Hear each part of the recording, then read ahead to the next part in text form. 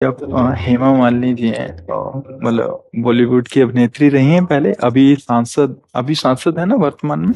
जी हाँ, अभी अब मथुरा तीसरी बार प्रत्याशी बनी हूँ। अच्छा, अब आने वाले उसमें भी आपको।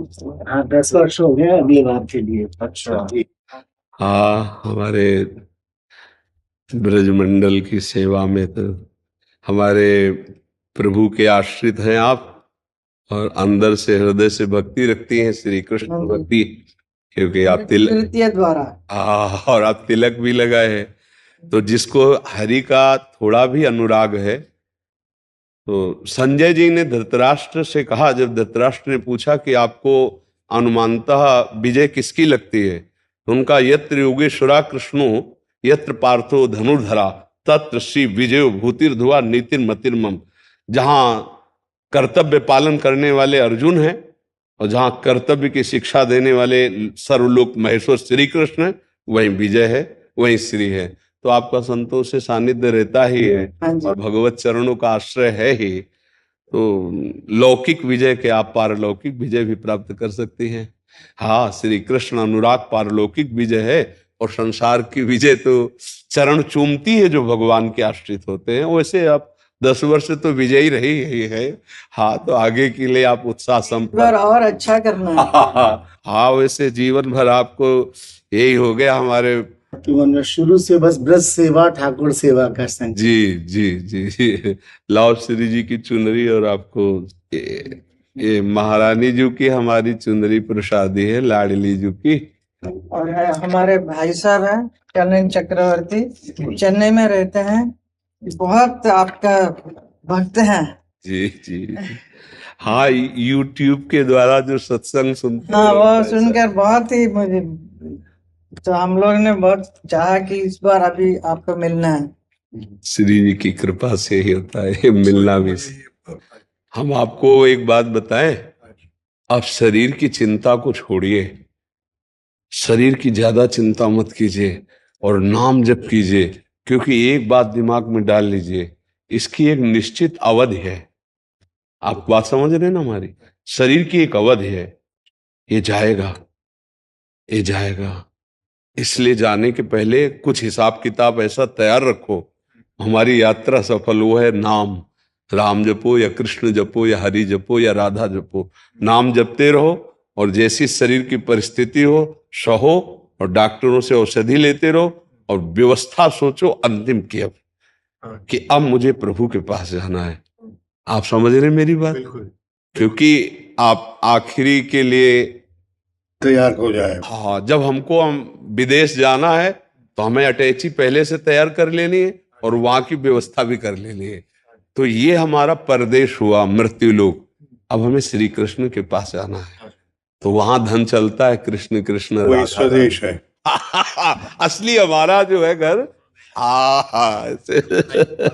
धन्यवाद। भगवत आराधना करते रहिए और समाज की सेवा में रहिए। रोजमर्रा के जो प्रॉब्लम होता है ना, वो टेनेंट के बारे में, इसके बारे में, उसके बारे में, वो कैसे निपट सकते हैं? जितना जितना प्रभु योग्यता दिए हैं उतना आप उसको कीजिए, उसे भगवत सेवा मान के कीजिए। और अगर नाम जप करेंगे तो आप अपने को उससे बचा पाएंगे। हाँ, नहीं तो सफलता और असफलता में हर्ष और शोक घसीट लेता है। सफलता में हर्ष, असफलता में शोक।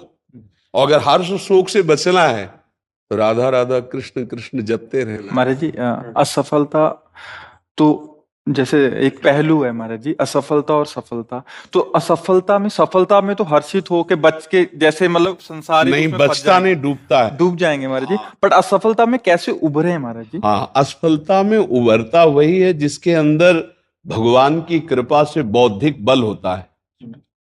कि आज असफल हुई तो निराश होने की थोड़ी जरूरत है, कल सफलता हमारे चरण चूमेगी। निराशा हमारे जीवन में शब्द नहीं होना चाहिए। और जो हर्ष में डूब जाता है उसे शोकित होना पड़ेगा असफलता में। इसलिए हर्ष में गंभीर रहना है, फूलना नहीं है, और शोकित होना नहीं पराजय में, तभी हम आगे बढ़ेंगे। प्रायः क्या होता है, हर्ष में हम इतनी पार्टी जोर की मनाते हैं कि फिर शोक में उतने ही आंसू बहाने पड़ते हैं जब कभी असफल होते हैं।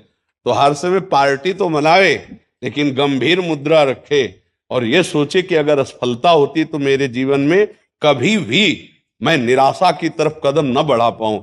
और असफलता तो होनी ही होती है, एक सफलता और एक असफलता, इन दोनों में सम रह जाए तो विजय श्री जरूर उसके चरण चूमती। पर हम क्या करते, सफलता में हर्षित होते हैं, असफल में शोक हो जाते हैं। इसीलिए प्रायः सबके जीवन में ये घटना उसको उदास कर देती है, निराश कर देती है।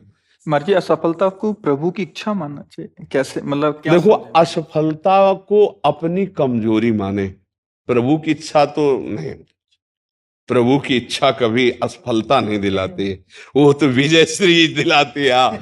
उसमें कहीं मेरे से त्रुटि हो गई होती है।